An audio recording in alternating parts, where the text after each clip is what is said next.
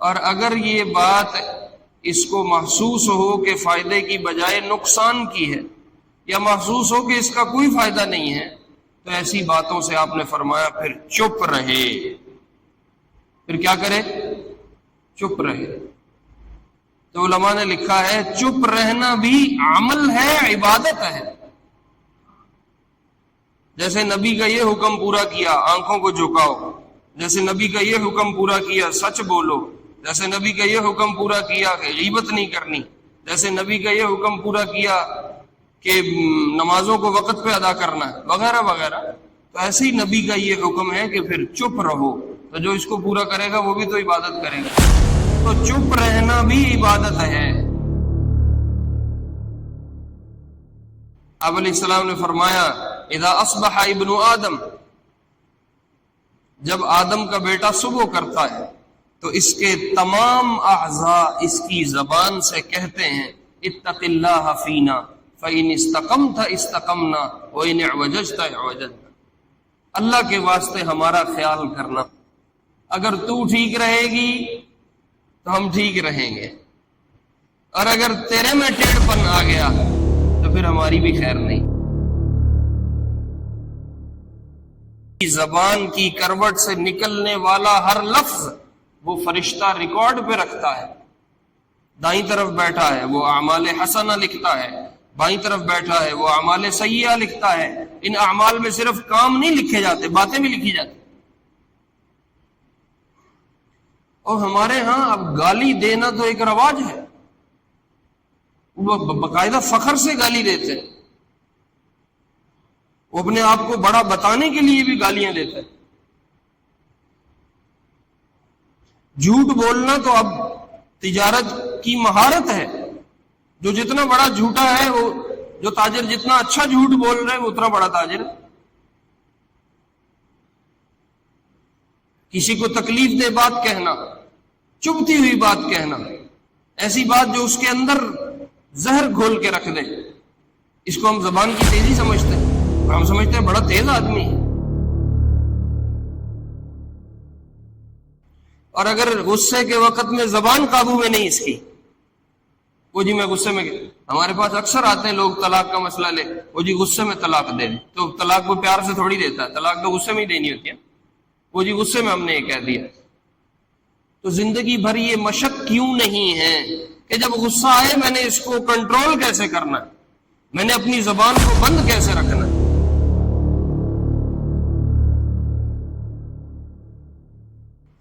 حضرت عمر فرمایا کرتے تھے لا یغرنکم طنطنۃ الرجل باللیل، راتوں کو اٹھ اٹھ کے مصلے اور لمبی رکعتیں اور آنسو اور ہچکیاں یہ تمہیں دھوکے میں نہ ڈالیں۔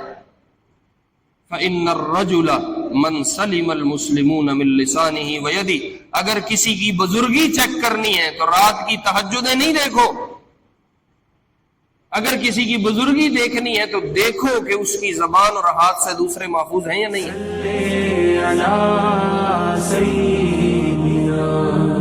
صلی اللہ علیہ وسلم، صلی اللہ سیدنا، صلی اللہ علیہ وسلم، صلی اللہ سیدنا۔ حدیث کے سلسلے کی جس حدیث کو آج ذکر کرنا ہے اس کی روایت کرنے والے حضرت ابو ہریرہ ہیں رضی اللہ تعالی عنہ، اور حضرت ابو ہریرہ رضی اللہ عنہ کے تعارف میں، ان کی شخصیت کے بیان میں اور مناقب میں بہت ساری چیزیں میں پہلے عرض کر چکا ہوں۔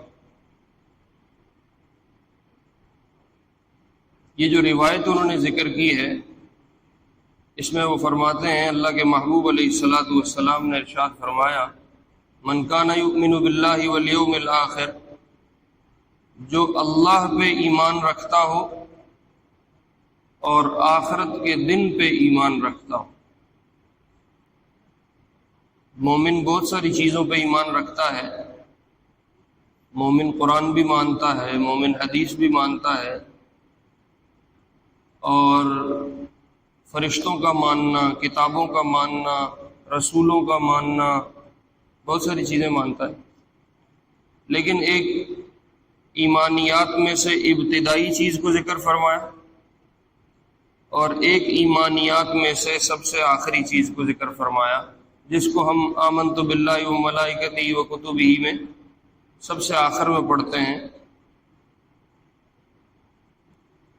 والبعث خیرہ والبعث بعد الموت والقدر خیرہ و شرہ من اللہ تعالی، اور پھر ہم کہتے ہیں والبعث بعد الموت، قبروں سے اٹھائے جانے پہ بھی ہم ایمان رکھتے ہیں۔ تو ایمانیات میں جو پہلی چیز ذکر ہوتی ہے وہ ہے آمنت باللہ، اللہ پہ ایمان لانا، اور جو ایمانیات میں آخری چیز ذکر ہوتی ہے وہ ہے والبعث بعد الموت، موت کے بعد قبروں سے دوبارہ زندہ کیا جانا۔ یہ ہماری ایمانیات ہیں جن پہ ہمارا ایمان کھڑا ہے، ان میں سے کوئی ایک چیز بھی ڈسٹرب ہوگی تو ایمان فارغ ہو جائے گا۔ تو آپ نے ایمانیات میں سے دو چیزوں کا ذکر فرمایا، پہلی اور بالکل آخری، من کان یؤمن باللہ والیوم الآخر، جو اللہ پہ ایمان رکھتا ہو اور آخرت پہ ایمان رکھتا ہو۔ کچھ محدثین نے اس کو مزید کھولا ہے کہ اور ایمانیات میں سے کچھ ذکر کیوں نہیں کیا، جیسے یوں بھی تو کہہ سکتے تھے جو قرآن پہ ایمان رکھتا ہو، یوں بھی کہہ سکتے تھے جو فرشتوں پہ ایمان رکھتا ہو، یوں بھی کہہ سکتے تھے جو رسولوں پہ ایمان رکھتا ہو۔ تو ایمانیات میں سے پہلی اور آخری جو ذکر کی ہے، اس کی کیا حکمت ہے؟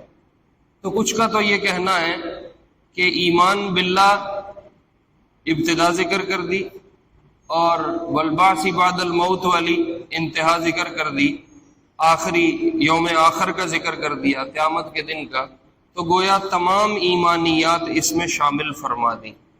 اور کچھ کا یہ کہنا ہے کہ نہیں، چونکہ انسان کی ابتدا اللہ سے ہوئی ہے تو اس لیے ابتدا میں آپ نے ایمان باللہ کو ذکر فرمایا، اور انتہا انسان کی قبر میں جا کے، حشر میں جا کے ہوگی، اس لیے انتہا کو ذکر فرمایا ہے۔ اور یہ کہنا مقصود ہے کہ جو اللہ پہ ایمان رکھتا ہو اور یہ مانتا ہو کہ مرنے کے بعد اللہ نے اس کو جزا سزا دینی ہے، اچھے کاموں پہ اچھائی کا بدلہ ملے گا، برے کاموں میں برائی کی سزا ملے گی، جو اس کو مانتا ہو اس کے لیے یہ بات میں کہہ رہا ہوں۔ بات کیا ہے؟ بات یہ ہے فَلْيَقُلْ خَيْرًا أَوْ لِيَصْمُتْ، یا تو خیر کی بات کہے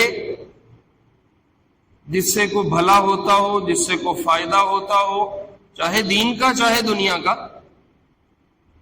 دنیا کا یا آخرت کا، کوئی فائدہ مقصود ہو تو پھر کوئی بات کہے، او لیصمت، اور اگر کوئی فائدہ نہیں نظر آتا تو پھر خاموش رہے، پھر بات نہ کرے۔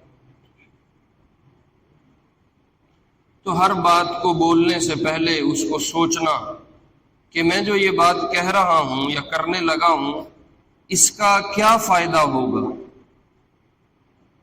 یا یہ آگے کیا نتیجہ لے کے آئے گی بات، اس سے کوئی خیر پیدا ہوگی یا شر پیدا ہوگا۔ تو بات کرنے سے پہلے تھوڑا یہ سوچ لے انجام کو کہ اس بات کا نتیجہ کیا ہوگا۔ پھر اگر یہ سمجھتا ہے کہ یہ بات فائدہ دے گی، ذاتی لحاظ سے دوسروں کو، اپنی دنیا کو فائدہ ہوگا، اپنی آخرت کو فائدہ ہوگا، تو پھر تو یہ بات ضرور کر دے۔ اور اگر یہ بات اس کو محسوس ہو کہ فائدے کی بجائے نقصان کی ہے، یا محسوس ہو کہ اس کا کوئی فائدہ نہیں ہے، تو ایسی باتوں سے آپ نے فرمایا پھر چپ رہے۔ پھر کیا کرے؟ چپ رہے۔ تو علماء نے لکھا ہے چپ رہنا بھی عمل ہے، عبادت ہے۔ جیسے نبی کا یہ حکم پورا کیا آنکھوں کو جھکاؤ، جیسے نبی کا یہ حکم پورا کیا سچ بولو، جیسے نبی کا یہ حکم پورا کیا کہ غیبت نہیں کرنی، جیسے نبی کا یہ حکم پورا کیا کہ نمازوں کو وقت پہ ادا کرنا ہے، وغیرہ وغیرہ، تو ایسے ہی نبی کا یہ حکم ہے کہ پھر چپ رہو۔ تو جو اس کو پورا کرے گا وہ بھی تو عبادت کرے گا۔ تو چپ رہنا بھی عبادت ہے۔ اور آپ کو عجیب بات بتاؤں، ابو ذر غفاری رضی اللہ عنہ نے آ کے کہا یا رسول اللہ کچھ وصیت فرما دیں، کو فائدے کی بات فرما دیں جس سے مجھے کو فائدہ ہو جائے۔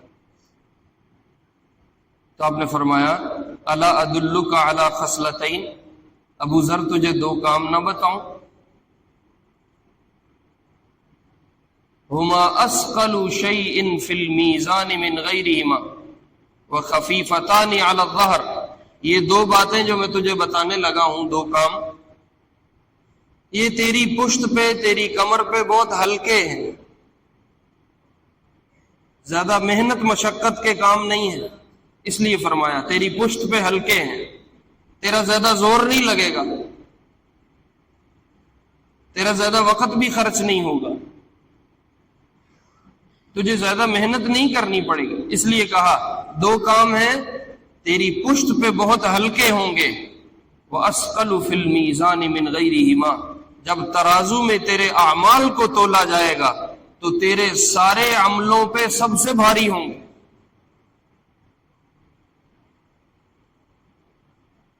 تو یہ ایک بڑی زبردست بات ہے، ایسا کوئی عمل، ایسی کوئی چیز مل جائے کہ زیادہ محنت بھی نہ کرنی پڑے، زیادہ زور بھی نہ لگانا پڑے، اور وہ ترازو میں بھی باقی تمام اعمال سے زیادہ بوجھل ہو، وزنی ہو۔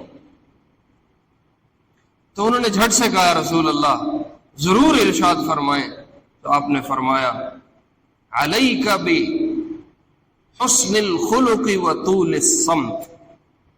ابو ذر وہ دو کام پتہ کیا ہے؟ ایک کام ہے اپنے اخلاق کو اچھا بنا لے، کسی سے مسکرا کے ملنا،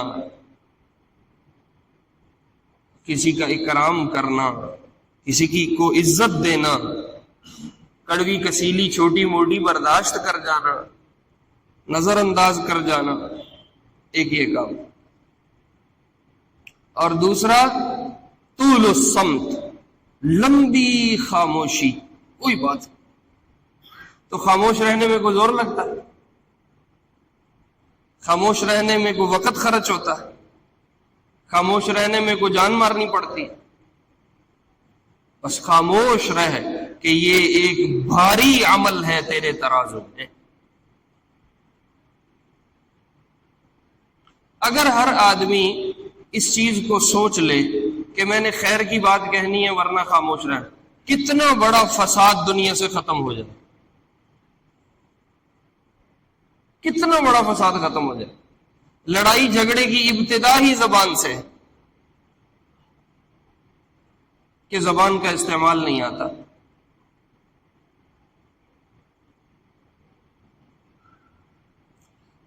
اور یہ زبان ایسی چیز ہے کہ یہ بولے تو یہ شہد نکالتی ہے، اور یہ زبان ایسی چیز ہے یہ بولے تو زہر اگلتی ہے۔ اس کی کروٹ میں اللہ نے شہد بھی رکھا ہے، اس کی کروٹ میں اللہ نے زہر بھی رکھا ہے۔ یہ اپنے بول سے لوگوں کو چین بخش سکتی ہے، لوگوں کو سکون کی نیند بخش سکتی ہے، کئی کئی دنوں کی راحت بخش سکتی ہے، اور یہ اپنے ایک بول سے ہفتوں کی نیند حرام کر سکتی ہے۔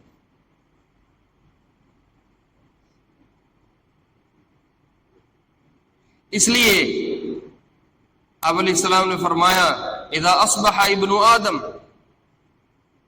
جب آدم کا بیٹا صبح کرتا ہے تو اس کے تمام اعضاء اس کی زبان سے کہتے ہیں اتق اللہ فینا فإن استقمت استقمنا وإن اعوججت اعوججنا، اللہ کے واسطے ہمارا خیال کرنا، اگر تو ٹھیک رہے گی تو ہم ٹھیک رہیں گے، اور اگر تیرے میں ٹیڑھ پن آ گیا تو پھر ہماری بھی خیر نہیں۔ یہ زبان ایسی چیز، کئی کئی دنوں کی نیند حرام ہو جاتی ہے۔ ایک بول ایسا بولا کہ وہ تکلیف محسوس کئی کئی ہفتے اس کی تکلیف محسوس، انسان لیٹا اپنے بستر پہ ہے اور دن میں کسی کا بول یاد آ گیا اب اس کو وہ کروٹیں لے رہا ہے اور سونے نہیں دے رہا. اس نے مجھے یہ کہہ دیا. آپ نے طائف والوں کے پتھر برداشت کیے ہیں, آپ نے 7 دن کا فاقہ دیکھا ہے, برداشت کیا ہے, پیٹ پہ پتھر باندھے ہیں, اتنے بڑی بڑی چیزیں برداشت ہوئی ہیں. لیکن آپ کو بھی زبان کے بول اتنے سخت لگتے تھے کہ ایک صحابی آئے, انہوں نے آ کے اسلام قبول کیا تو آپ نے قبول فرما لیا, کلمہ پڑھ کے مسلمان ہو. انہوں نے کہا میں معافی بھی چاہتا ہوں, میں نے آپ کو بہت ساری تکلیفیں دی. تو آپ نے کہا میں نے تیرا سب کچھ معاف کیا, لیکن وہ جو تو نے مکے میں جب ہجرت سے پہلے تو نے مجھے ایک دفعہ کہا تھا کہ تو اب سیڑھی لے کے آسمان پہ چڑھ جا اور اللہ سے بھی لکھوا کے لے آ اور فرشتے اتروا کے لے آ کہ تو اللہ کا رسول ہے, میں نہیں مانوں گا, تیری یہ بات مجھے ابھی تک چبھتی.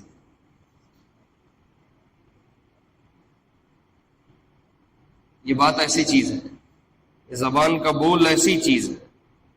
اتنے بڑے سینے اور ظرف والا نبی, تو آپ نے کہا میں معاف نہیں کروں گا. پھر اس صحابی نے سفارش ڈلوائی ام سلمہ کی رضی اللہ عنہ, وہ ان کی رشتہ دار بنتی تھی, اور ام سلمہ کی معافی کی سفارش پہ پھر آپ نے کہا اچھا چل میں. تو اس لیے زبان کا استعمال بہت سوچ سمجھ کے چاہیے کہ میں کیا بول رہا ہوں, اس کے کیا نتائج مرتب ہوں گے, کہیں میں اپنی دین یا دنیا کا نقصان تو نہ کر بیٹھوں. علماء نے لکھا ہے کچھ جگہوں پہ بولنا تو واجب ہے, وہاں بولنا چاہیے, وہاں خاموش رہنا بھی گناہ ہے. مثال کے طور پہ نماز میں قرات کا کرنا واجب ہے, یہ ایسا کلام ہے جو واجب ہے. یا کسی کی گواہی کا مسئلہ آ گیا, اب آپ پہ بات رکی ہوئی ہے, آپ اس کے حق میں گواہی دو گے تو اس کا حق اس کو ملے گا, ورنہ نہیں ملے گا. اب اسلام کہتا ہے بولو, اب خاموش رہنا, گواہی چھپانا گناہ ہے.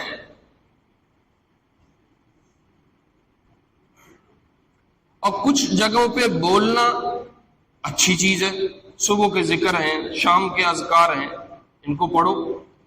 مسجد میں داخل ہو رہے دعا پڑھو, نکلتے دعا پڑھو, لباس پہنا دعا پڑھو, واش روم جا رہے ہو دعا پڑھو, واش روم سے نکل رہے ہو دعا پڑھو. اب یہ اذکار صبح کے شام کے یہ دعائیں, یہ سارا کلام ہے نا, تو یہ کلام کرنا مستحب ہے, کرنا چاہیے. کچھ جگہوں پہ کلام مباح ہے کہ کر لے تو کوئی گناہ نہیں, نہ کرے تو کوئی جزا بھی کوئی نہیں. مثال کے طور پہ کوئی تجارتی معاملہ ہے, کوئی لین دین ہے, کوئی نکاح ہے, کوئی جنازہ ہے, کسی کی تعزیت ہے, تو یہ بات کر سکتا ہے, کوئی حرج کی بات نہیں. لیکن کچھ جگہوں پہ کلام حرام ہے, مثلا غیبت کرنا, مثلا جھوٹ بولنا, مثلا گالی دینا, کسی کو برا بھلا کہنا, کسی کو تکلیف دہ بات کہہ دینا. اب یہ کلام حرام ہے. تو جب بولنے لگا ہے یہ سوچے کہ میں جو بول رہا ہوں یہ میرا کلام کس کیٹیگری میں گرے گا, جا کے یہ کون سی کیٹیگری میں فال کرتا ہے, کلام کی کس تقسیم میں جا کے اس کو لگایا جائے گا, فٹ کیا جائے. اس لیے کہ ما یلفظ من قول الا لدیہ رقیب عتید, اس کی زبان کی کروٹ سے نکلنے والا ہر لفظ وہ فرشتہ ریکارڈ پہ رکھتا ہے. دائیں طرف بیٹھا ہے وہ اعمال حسنہ لکھتا ہے, بائیں طرف بیٹھا ہے وہ اعمال سیئہ لکھتا ہے. ان اعمال میں صرف کام نہیں لکھے جاتے, باتیں بھی لکھی جاتی. اور ہمارے ہاں اب گالی دینا تو ایک رواج ہے, وہ باقاعدہ فخر سے گالی دیتے ہیں, وہ اپنے آپ کو بڑا بتانے کے لیے بھی گالیاں دیتے ہیں. جھوٹ بولنا تو اب تجارت کی مہارت ہے, جو جتنا بڑا جھوٹا ہے, وہ جو تاجر جتنا اچھا جھوٹ بول رہا ہے وہ اتنا بڑا تاجر ہے. کسی کو تکلیف دہ بات کہنا, چبھتی ہوئی بات کہنا, ایسی بات جو اس کے اندر زہر گھول کے رکھ دے, اس کو ہم زبان کی تیزی سمجھتے ہیں، اور ہم سمجھتے ہیں بڑا تیز آدمی ہے، حالانکہ یہ سارے وہ کلام کے راستے ہیں جو حرام ہیں۔ معاذ بن جبل رضی اللہ عنہ کو آپ یمن بھیجنے کے لیے مدینہ سے باہر آئے اور 3 میل یا 7 میل آپ پیدل چھوڑنے کے لیے آئے، ان کو سواری پہ بٹھایا، خود ساتھ پیدل چلے الوداع کرنے کے لیے۔ انہوں نے نکلتے نکلتے کہا یا رسول اللہ کوئی عمل ایسا بتا دو جو مجھے جنت پہنچا، میں اب جا رہا ہوں۔ اور آپ ان کو فرما رہے تھے اب تیری میری دوبارہ ملاقات شاید نہیں ہو، تو اس لیے بھی ان کو یہ فکر ہوئی کہ میں کچھ ایسا پوچھ لوں میری دوبارہ تو اس وقت یہ کوئی موبائل یا کوئی کنیکٹیویٹی کے کوئی اور راستے تو تھے نہیں کہ بعد میں بھی رابطہ رہتا۔ تو کہا رسول اللہ کوئی عمل بتا دو مجھے جنت میں پہنچا دے، جنت داخل کر دے۔ آپ نے فرمایا معاذ ایمان تجھے جنت میں پہنچا دے گا، لا الہ الا اللہ کا کہنا، نماز پڑھنا، زکوٰۃ دینا، حج کرنا، روزے رکھنا، یہ ایمان ہے، کہا یہ تجھے جنت پہنچا دے گا۔ اگر تجھے کچھ مزید کرنا ہے کہ تو اپنی جنت کے درجات کو اونچا کرنا چاہتا ہے تو ذکر پکڑ لے، روزہ پکڑ لے، صدقہ پکڑ لے، تو تیرے مرتبے اوپر ہونا شروع ہو جائیں۔ اور تجھے سب سے بڑی چیز بتاؤں کہ اگر وہ تیرے قابو میں آ گئی تو تیرا پورا دین، تیرا عمل قابو میں آ جائے گا، اور اگر وہ تیرے ہاتھ سے نکل گئی تو جیسے جانور کی لگام ہاتھ سے چھوٹ جائے، جانور بے قابو ہے، ایسے ہی وہ چیز اگر تیرے ہاتھ سے نکل گئی تو تیرا سارا عمل تیرے ہاتھ سے گیا۔ بتاؤں؟ انہوں نے کہا رسول اللہ ضرور۔ تو آپ نے اپنی زبان نکال کے ارشاد فرمایا املک علیک لسانک، اپنی زبان کو اپنے قابو میں رکھنا۔ انہوں نے کہا یا رسول اللہ زبان کی وجہ سے بھی پکڑے جائیں گے؟ زبان کی وجہ سے بھی پکڑی، یہ ہماری پکڑ دکڑ ہو جائے گی؟ تو آپ نے فرمایا ثقلتک امک یا معاذ، معاذ تیری ماں تجھے گم کرے۔ یہ ایک پیار کا جملہ تھا اس محاورے میں، عربی محاورے میں، کہ تیری ماں تجھے گم کرے۔ وَهَلْ يَكُبُّ النَّاسَ فِي النَّارِ إِلَّا حَصَائِدُ أَلْسِنَتِهِمْ، معاذ لوگوں کو جہنم میں گرانے والی سب سے بڑی چیز ان کی زبان۔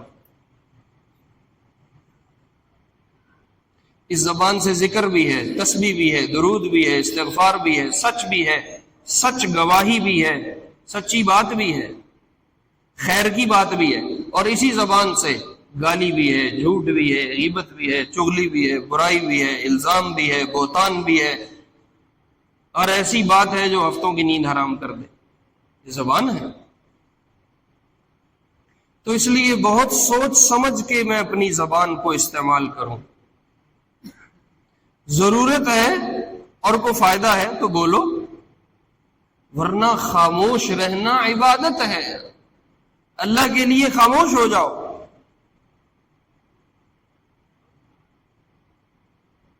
ہمارے استاد فرمایا کرتے تھے غصے کے وقت میں اگر زبان پہ کنٹرول ہے اور دسترخوان پہ ہاتھ کنٹرول میں ہے تو سمجھ جاؤ یہ بندہ دنیا آخرت کا کامیاب آدمی ہے۔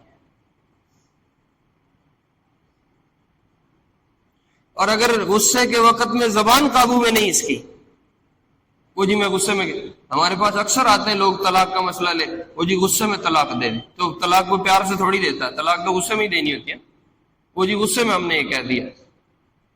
تو زندگی بھر یہ مشق کیوں نہیں ہے کہ جب غصہ آئے میں نے اس کو کنٹرول کیسے کرنا ہے، میں نے اپنی زبان کو بند کیسے رکھنا ہے۔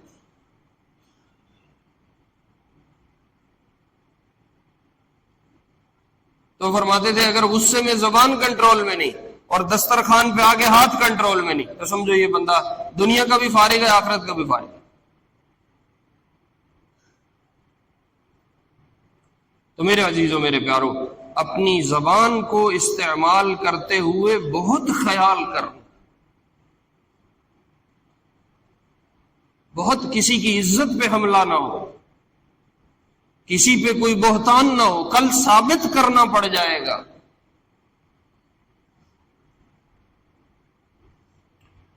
وہ کوئی بزرگ تھے، وہ رات کو اپنے کمرے میں اچانک آنکھ کھلی تو دیکھا ایک بڑے خوبصورت سے نورانی سے چہرے والے ایک بزرگ ہیں، وہ کمرے میں داخل ہوئے اور ہاتھ میں رجسٹر پکڑا ہوا۔ تو کیا میاں کون ہو؟ تو کہا میں اعمال لکھنے والا فرشتہ ہوں، میں لوگوں کے عمل لکھتا ہوں۔ کہا میاں کیا لکھتے ہو؟ کہا جو جو لوگ کرتے ہیں، جو جو بولتے ہیں وہ میں لکھتا ہوں۔ کہا میرا بھی لکھا ہے؟ کہا بالکل لکھا ہے۔ کہا مجھے میرا دکھاؤ گے؟ آج میں نے کیا کیا، میں نے کیا کہا؟ کہا دیکھ لو۔ ان نے ان کا وہ نکال کے دکھایا کہ یہ لکھا ہے۔ تو انہوں نے اپنا سارا ریکارڈ دیکھ کے یہ بھی کہا، یہ بھی کہا، یہ بھی کیا، یہ بھی کیا، یہ بھی کیا۔ ایک بات ان کو ایسی لگی کہ یہ تو کوئی اتنی قابل نوٹ بات نہیں، یہ تو کوئی اتنی بات نہیں جس کو بندہ لکھے یا محفوظ کرے۔ تو انہوں نے کہا میاں یہ بھی لکھتے ہو؟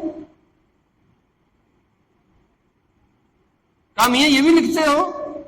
تو اس میاں نے قلم نکالا اور نیچے لکھ دیا یہ بھی لکھتے ہو؟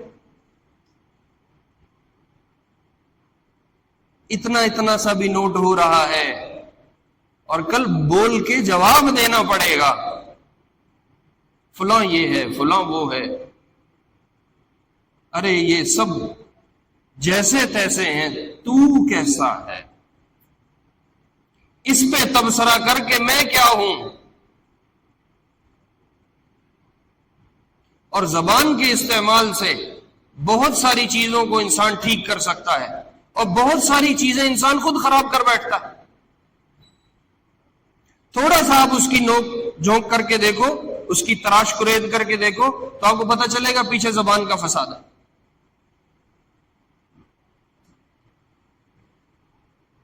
وہ ایک حکایت مشہور ہے کہ کسی بادشاہ نے کو خواب دیکھ لیا، خواب دیکھا کہ میرے دانت ٹوٹ گئے، تو اس نے تعبیر کرنے والے کو بلوایا، بلوا کے کہا میں نے یہ خواب دیکھا ہے کہ میرے دانت ٹوٹ گئے۔ وہ کہنے لگا بادشاہ سلامت، خواب کی تعبیر میرے حساب سے یہ ہے کہ آپ کے سارے گھر والے آپ کے سامنے مریں گے۔ جو کہا اسی تیسی تو میرے گھر والوں کو مارنے کے چکر میں؟ کہا گردن اڑا دو اس کی، گردن اڑوا دی۔ پھر دوسرے تعبیر کرنے والے کو بلوایا، کہا میں نے یہ خواب دیکھا ہے، کیا تعبیر ہے؟ اب اس کو پتا ہے پہلے کا حشر ہو چکا ہے۔ یہ میں آپ کو بتا رہا ہوں زبان کا استعمال کتنا فائدہ کر سکتا ہے اور کتنا نقصان کر سکتا ہے۔ صرف انسان تھوڑی دیر کے لیے جھٹک کے خاموش ہو کے سوچے کہ میں یہ بات جو ابھی بولوں گا اس کا فائدہ ہے نقصان ہے۔ کہا میں نے خواب دیکھا ہے، کیا تعبیر ہے؟ کہا بادشاہ سلامت، خوشخبری ہو، بشارت ہو، آپ کے مزے ہو گئے، آپ اپنے گھر والوں میں سب سے لمبی عمر پائیں گے۔ لو اس کا کیا معنی ہے؟ وہی معنی ہے جو پہلے والے کا تھا، لیکن زبان کی کروٹ بدلی ہے۔ وہ جان گنوا بیٹھا، یہ جان کے ساتھ کتنا انعام بھی پا گیا کہ بادشاہ سلامت آپ زندہ ہوں گے اور آپ لمبی عمر پائیں گے اور آپ کے ہوتے ہوتے آپ کے بقیہ رشتہ دار، آپ کے لوگ دنیا سے چلے جائیں۔ بات وہی ہے، لیکن راحت کا سامان بھی ہو سکتی ہے اور انتہائی تکلیف دہ بھی ہو سکتی ہے۔ اور ہمارے سارے جھگڑوں کی بنیاد اس وقت زبان کا غلط استعمال، بات بات پہ گالی، چھوٹی چھوٹی بات پہ آگے سے طوفان کھڑا کر دینا۔ تو اس لیے اپنی زبان کے استعمال کو سیکھنا ہے میرے عزیزوں، یہ سیکھنے کی چیز ہے، یہ زندگی بھر کی مشق ہے۔ جیسے کسی نے کیا ڈرائیونگ سیکھنی ہے، جیسے کسی نے کیا کوئی دنیا کا کام سیکھنا ہے، یہ سیکھنے کے کام ہیں کہ میں نے برداشت کیسے کرنا ہے، میں نے سہنا کیسے ہے، میں نے پینا کیسے ہے، میں نے غلط بات کو زبان سے روکنا کیسے ہے،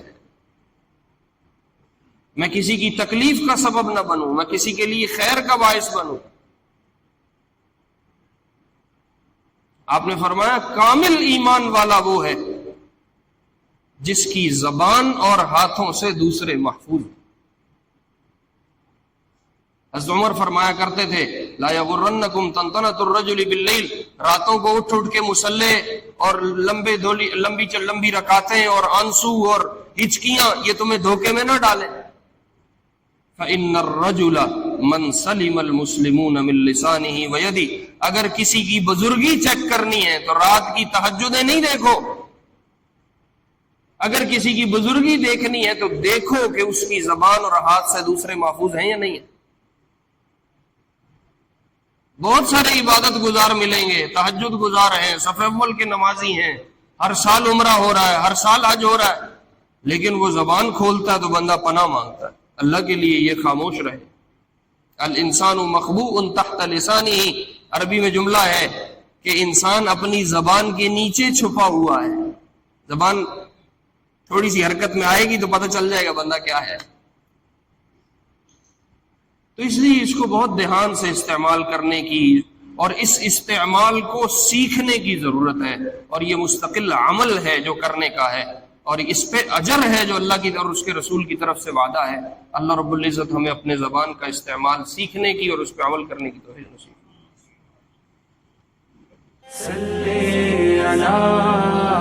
فرمائے.